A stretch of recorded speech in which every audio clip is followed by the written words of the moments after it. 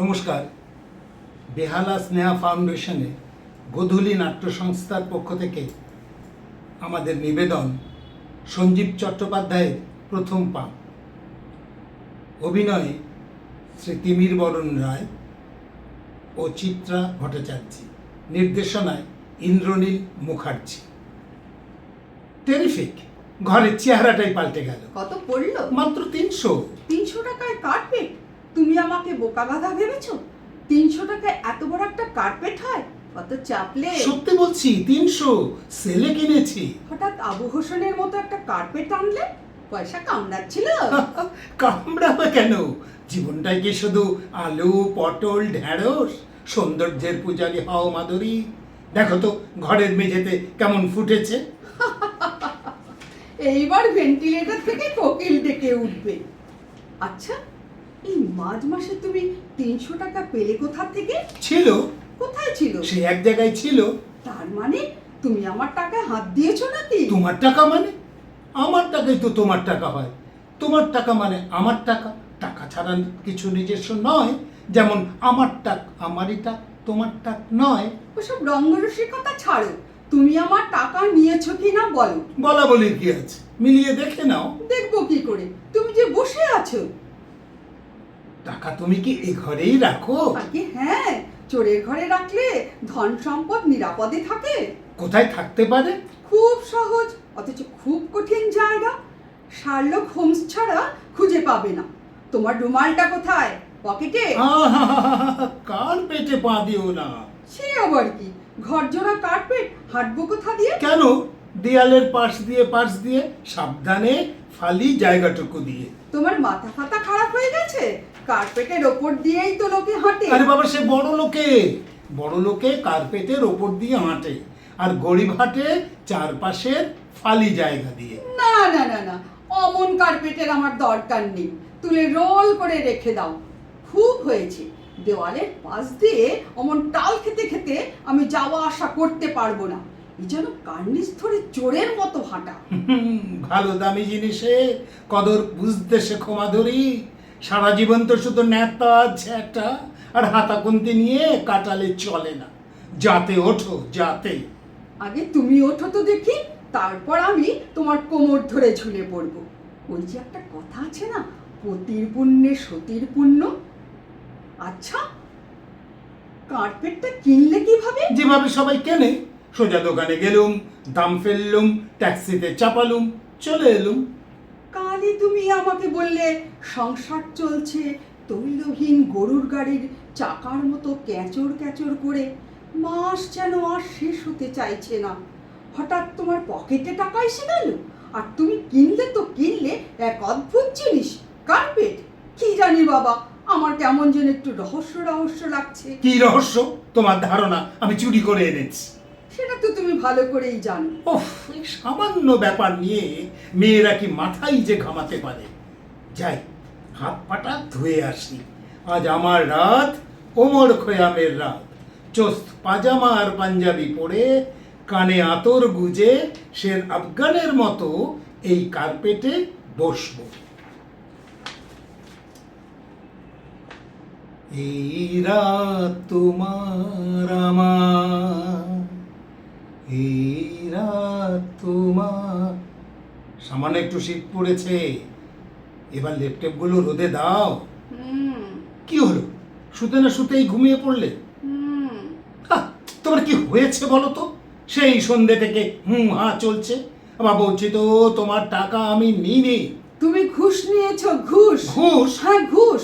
এই কার্পেটের দাম 1200 টাকা, 300 টাকা নয়। কি আবোল তাবোল বকছো?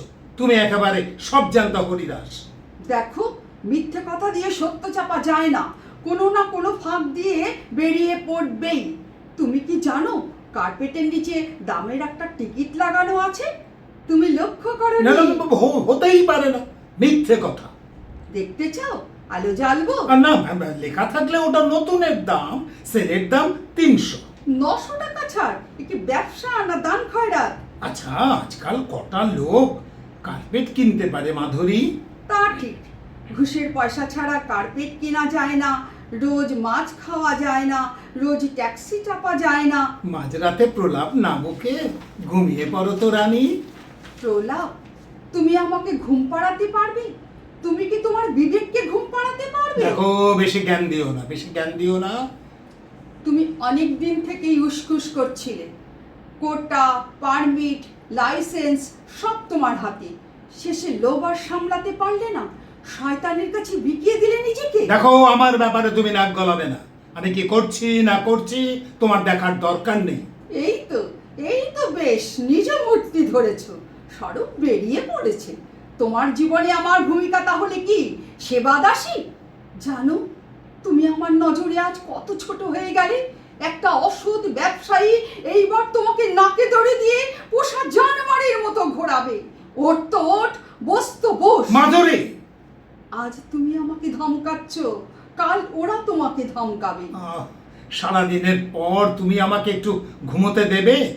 আজ তুমি আমার জন্য ঘুমোতে পারছো না, কাল তুমি ওদের জন্য ঘুমোতে পারবে না। তোমার লোভ দিনে দিনে বাড়বে, আর ততই তুমি বিকিয়ে যাবে। দেখো, বেশি প্যান প্যান করো না, প্যান প্যান করো না। আজকাল সবাই ঘুষ নেয়। ওসব মধ্যযুগীয় আদর্শ একালে অচল। থাক থাক, ও আর বলতে হবে না, ও হলো লোভীর যুক্তি। দয়া করে চুপ করবে মাধুরী, তোমার পায়ে পড়ছি। না, ঘুম আসছে না, একটু জল খাই। উফ, বেড সুইচটা গেল কোথায়? ঘুষ ঘুষ নিয়েছি, ঘুষ। কে ঘুষ নেয় না? ধর্মপুত্রের যুধিষ্ঠির। আচ্ছা, এমন সুন্দর একটা কার্পেট নিজের রোজগারের পয়সায় কোনোদিন কিনতে পারতাম না? কেনাও উচিত। আচ্ছা, এই ঘুষে সমাজের কি ক্ষতি হচ্ছে? ঘুষ তো আর ঘুষই নয় যে সবাই দাঁত চিরকুটে পড়বে। রসময়ের বাবুর ফাইলটাকে একটু স্নেহ করতে হবে। আরে বাবা, তাতে তো দেশেরই ভালো হবে, ব্যবসা বাড়বে, শিল্প বাড়বে। না, শুয়ে পড়ে যাক।